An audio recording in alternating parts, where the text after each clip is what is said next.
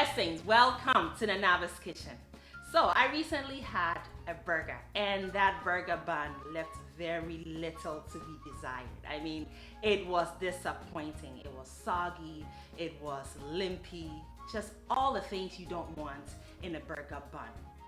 Today, your sister Madame has the solution for that problem. I know you've all experienced before. We're making the ultimate brioche burger bun. Let's do it.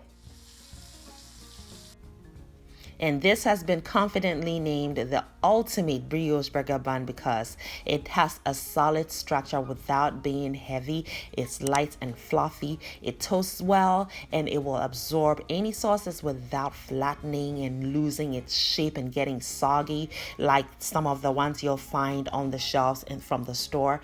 Now let's start by blooming our yeast, shall we? By combining our warm milk and the yeast, whisk and set aside for 10 minutes. It will develop a foaminess on the top, indicating that your yeast is alive and will allow your dough to rise. Now I've combined the bread flour, sugar, and salt in my mixing bowl. Then whisk well to combine your dry ingredients, and that is it. See how easy it is so far? It gets easier. Keep on watching. Now you can use your stand mixer as I am doing, or you can do this manually. Now if you decide to use your stand mixer, then you're going to start on the very lowest speed and then drizzle in your yeast mixture, which has been standing aside at room temperature for 10 minutes so it's nicely bloomed. Now keep in mind you may need to go in periodically with the spatula to scrape the sides of your bowl to incorporate your dry ingredients into the wet. Now we're going to be adding the very important component of making brioche, which is the eggs. I am adding to this recipe 2 whole eggs and 2 yolks. And the best practice is to crack your eggs into a separate bowl and not directly into the dough, okay? Just in case an egg is bad or you get a shell in there accidentally, then it becomes impossible to retrieve that shell because it will be immediately incorporated into the dough as the dough hook is still moving. Yeah, we don't want that. So now our egg yolks are ready. We'll incorporate them. And the fun fact you can't include in your culinary library is that egg yolks are a paramount ingredient in making brioche because that's what gives it that yellow, creamy signature color, as well as that structure that prevents it from collapsing over time. I have drizzled in the melted butter now because the dough has now formed gluten. You know that because it's pulled off the sides of the mixing bowl. And fat can break down gluten, but that only happens before the gluten forms. So in other words, once the gluten is created, it is impossible to break it down with the fat we added, in this case, the butter. Now, once the butter was added, we continued mixing it using higher speed for about 5 minutes until the butter was completely incorporated. And then we remove the dough and shape it into a sphere, just like so, because now we're going to let this dough rise in a warm place. I've drizzled some oil into my bowl, my proofing bowl, and I just place the dough in there and cover it with a semi-damp cloth. And then I set it in my oven with the oven light on, which creates that warm environment to allow proofing activity. An hour later, our dough size has doubled, so it's done proofing. I go in with a clean fist and give it a punch with the goal to deflate the dough. Now we're going to section it. This recipe yields 12 equal size burger buns. So what I did was weigh the dough, the entire dough first, and then divided it by 12 to determine how much each section dough will weigh. Mine weighed 99 grams each, so yours should do the same, give or take. It is best practice to weigh them so that you have even size burger buns throughout.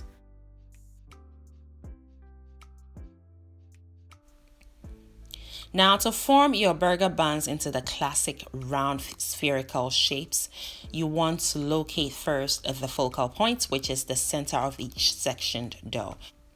Then pull and stretch each side around the perimeter into the center of your focal point, and then smoothen it by using your dominant hand and rolling the dough on the pinky side of that dominant hand away from you, and that will automatically turn it into that perfect round spherical shape. And cover it with another sheet pan and set it in a warm place. Again, it goes back into my oven with the light on to allow for proofing activity. It goes in there and stays there for about another hour, 45 minutes to an hour, and it should double in size again.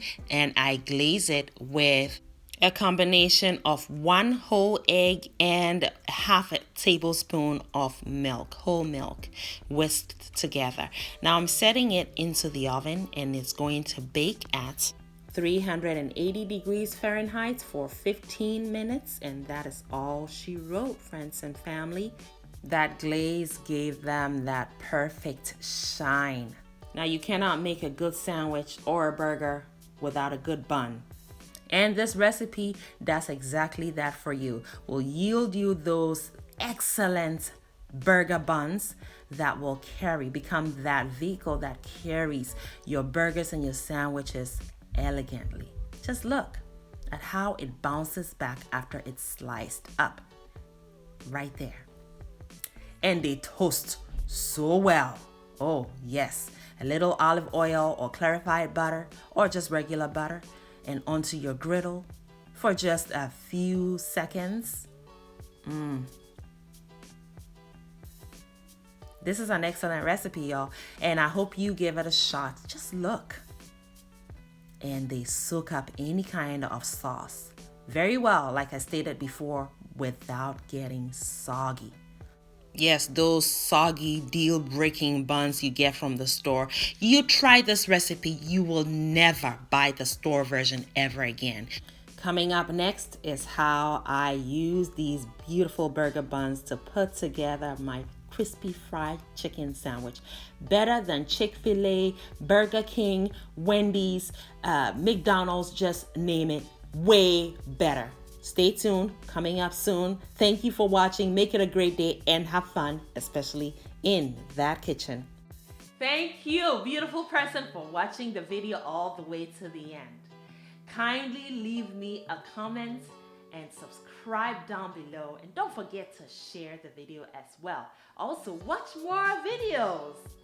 It is chop time, and here in Anaba's kitchen, chop time is always yes, friends. So pull up a chair. We are all friends and family here.